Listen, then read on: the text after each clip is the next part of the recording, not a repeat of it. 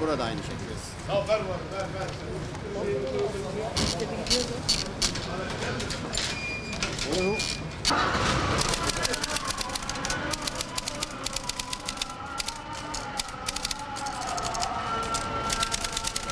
Ona adliyenin içerisinde nüfus müdürlüğü var.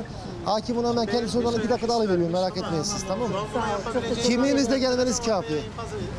Evet. Yani çocuklardan bir tanesi veya anneniz olabilir. Tamam mı?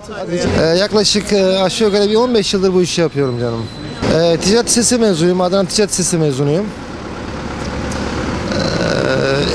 Liseden sonra devam edemedim. Askerliği aradan çıkardım. Ondan sonra okuyamadım. Bu işe kendim en son çalıştığım iş yerinden çıkartılmam sonrasında böyle bir karar aldım ve bu işe başladım.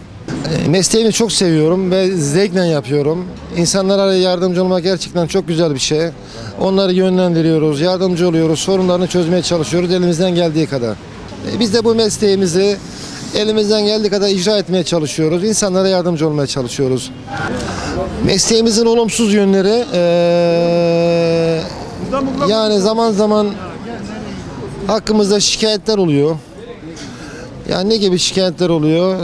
Genelde avukatlar tarafından, baro tarafından şikayetlere maruz kalıyoruz. Sebebi de malum. Burada insanlara yardımcı olmamızı, dilekçe yazmamızı istemiyorlar. O nedenle hakkımızda şikayette bulunuyor. Vallahi şu an ben yani 3 çocuk babasıyım. 3 çocuk babasıyım. Ev kira. Buradan kazandığım gelirle onları geçindirmeye, evi geçindirmeye çalışıyorum.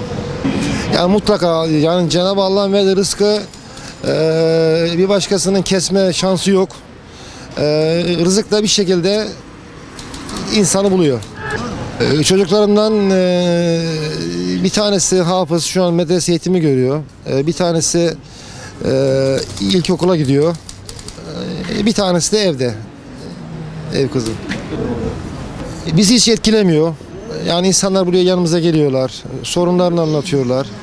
Taleplerini dile getiriyorlar. Biz de yani çok eskiden kalma daktiloyla insanların sorunlarını çözüyoruz. Çok teşekkür ediyorlar.